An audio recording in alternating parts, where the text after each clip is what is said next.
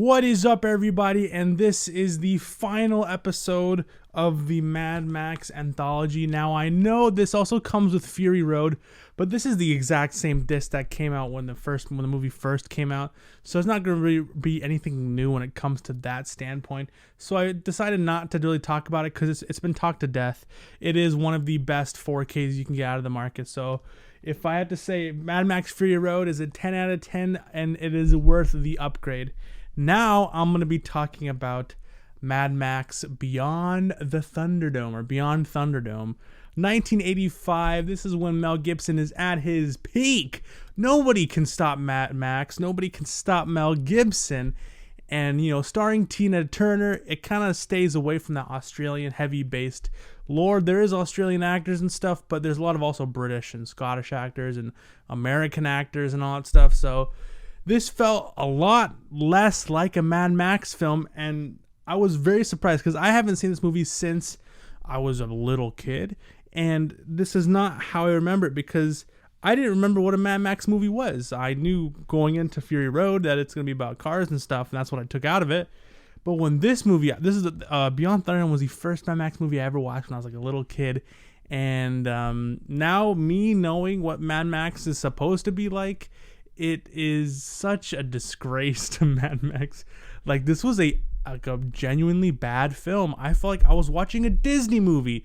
Did Disney write Mad Max? I felt like I was watching Hook.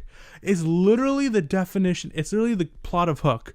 You got Max, who's supposed to be Captain Andrews or whatever, Captain Alex or whatever, and all these kids believe he is, and he doesn't believe it until he throws something, and then it leads them to the plane. He's like, oh, maybe I am this captain or whatever, and they lead him to liberation, which Max eventually does. Exactly like Hook. Hook doesn't believe, or Peter Pan doesn't believe he's Peter Pan anymore. He doesn't believe he has anymore because he's old, but the kids still believe in him, and then he finds the confidence and then becomes Peter Pan at the end. And wow, this movie, not to mention Tina Turner's cardboard acting. But I'm not here to talk about the movie. I'm here to talk about the 4K transfer. And first things first, is it worth the upgrade from a $5 Blu-ray that you can get anywhere to spending $30 to $37? No. Now, I'm going to get this straight. What it does good is that the sharpness is there. This is a 4K, and you're going to get some good sharpness. There's scenes, close-up scenes, you're going to have really good sharpness. You're going to see a lot of detail. What I liked was the chainmail. Tina Turner's and a lot of other characters are chainmail. When it's shown, you can see all the individual rivets and points, and a lot of the clothing really stands out. Like the small man, I don't remember his name. He has this jacket on, and you can see the stitching and all that stuff. So little details you can see. But again, like Road Warrior, it faults with its source material, and that there is so many soft and really badly shot shots that it really took me out. The first Mad Max is a really low budget guerrilla style filmmaking, yet it's beautifully shot. These next couple sequels, for some reason, they got too high for their britches, and they stopped really caring for film and filmmaking. That a lot of the shots were blurry, not good, and I guess because back in the day you needed to use up all the film you could, and get the most out of it. Now, with a bigger budget, they don't really care. I got all this film, and it's a keeper taker type shots, and it doesn't really work well in this 4K transfer because it's clear as day that there is a lot of shots that do not match well with the other things, because obviously there's really sharp scenes with a new 4K transfer. It's just the source material itself is lacking a lot. When it comes to black levels, there is pretty good black levels. The first half of the film is mostly at nighttime in the Thunderdome or preparing for the Thunderdome, so you're gonna get a lot of good black scenes, a lot of good close-up scenes when it's dark, so you're not gonna miss out too much detail when it comes to the black levels with the HDR, because as I stated millions of times, there's a lot of hate towards HDR because it's so dark you can't even see anything. Well, yeah, when you have a shitty transfer, but this one is really good because you can actually see all these stuff and there's not missing detail. So that's one plus for this transfer. Now, when it comes to HDR, it's good HDR. It's just the fact that this movie is so boring in color. The monotony is so bad. There's so much of the same browns and poopy browns and yellows and browns and gray skies, and it's just such a depressing looking film. And it's a PG-13 film, which is supposed to be the happiest movie. Like I giggled in this movie during this movie, which is not usual for a Mad Max film. Usually it's very disturbing and it's very like adult oriented, but this one was very child friendly and stuff like that. But yeah, the color gamut, the color choices in this film is very lackadaisical. So when it comes to HDR, you're barely going to notice anything different. Besides the blues. When Max goes from being being in the desert, so it's all brownish and like, it makes you feel thirsty because it's all dry and brown and gray. And then he goes into Tina Turner's castle or cave, not castle, but like her cave room thing. And it's this rich and like not moist, but like vibrant blue, and it looks really good. But besides that, again, the colors, they just don't have anything to do. Like, there's no point of having HDR if there's barely going to be any color to shine the HDR. I don't know. Besides shading maybe and black levels, but again, it doesn't really do that much for the movie. Now next is it's a good grain structure. It is one of the best grain structures. I barely noticed any grain in this film. Now this is in 1985, so this is not that far away from today's standards. So you're not gonna I'm not expecting that much grain. So when it comes to a newer film, with the hit of the sequel, they got a lot more budget, they got a lot better film quality. You're gonna get less film grain because of how better the quality is. So barely any film grain, but again, there are those shots that are really poorly done where you can see a shit ton of grain, which is kind of sad because there's so many good shots. It's just there's also so many bad shots. Now, as I said, the HDR is fairly decent, but again, the wide color gamut isn't really worth it when there is no wide color gamut in the film. But the color that is there is such a fresh breath of air, and it helps with the contrast of the boring. But maybe that's what they're trying to go for, trying to give it that dry and thirsty and depraved type of color. So maybe I'm talking too much shit about it because this is one of my first time watching the film. But maybe that's what they're trying to go for. I vividly remember there's this one scene during the Thunderdome scene, where there's a couple guys and they had this red eyeliner, and this is vibrant and deep red, and you can see it, not pulsating, but you can see it like in your face, and it looks really good. The reds look really good when it's there, but again, there's barely any reds, there's barely any color to show off, which I hate so much. So image quality, I would give this a 6 out of 10, maybe a 6.5 out of 10, because it's good when it's good. You get the good sharpness, you get the good deep black levels, the inky blacks. But again, the HDR isn't worth it when the film doesn't have that ability to, exert that HDR goodness. And it's sharp. It's a 4K transfer. It's, I was really spoiled with the first two transfers. So when it came to this one, it was not, it didn't live up to par. Now, next, I'm going to be talking about the audio. Now, this, again, is an Atmos track, 7.1 DTS HD, all that goodness. It also comes with the theatrical English track, as well as the 5.1 audio. This audio track was better than the Road Warrior track. You get a lot more dynamics when it comes to the audio. So like people talking with the music, but it feels like there's different lengths. Like it doesn't feel like it's just a wall of sound. It feels like there's audio coming from here, but there's audio coming from here, but then there's audio coming from here. So people are talking on the side, so you'll hear that. But then you'll also hear the music, which is up here. But then you'll hear the main person talking, which is down there.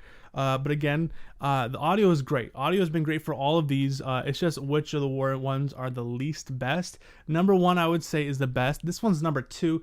and then Road Warrior is number 3, just because Road Warrior didn't have that much contrast when it came to that. But again, there is a lot of detail and depth within the audio, within the 7.1 track, which is expected to believe.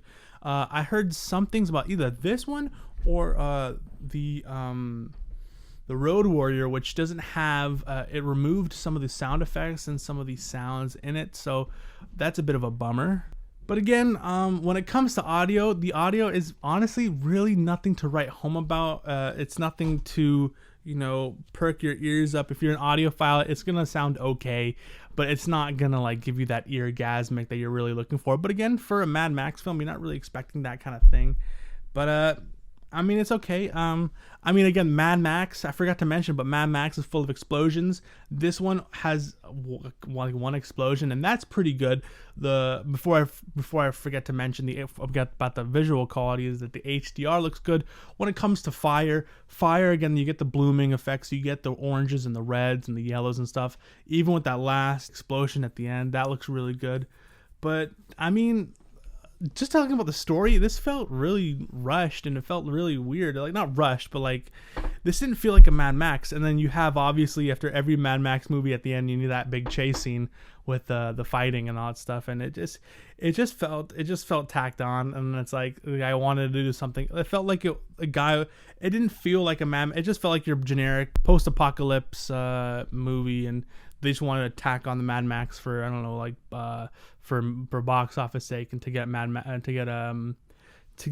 Mel Gibson onto it, which was kind of a bummer. But yeah, so visuals 6.5 out of 10, audio 7.5. It's better than Road Warrior because you're getting that better depth. You're getting the surround sound feeling. It utilizes that more than the Road Warrior.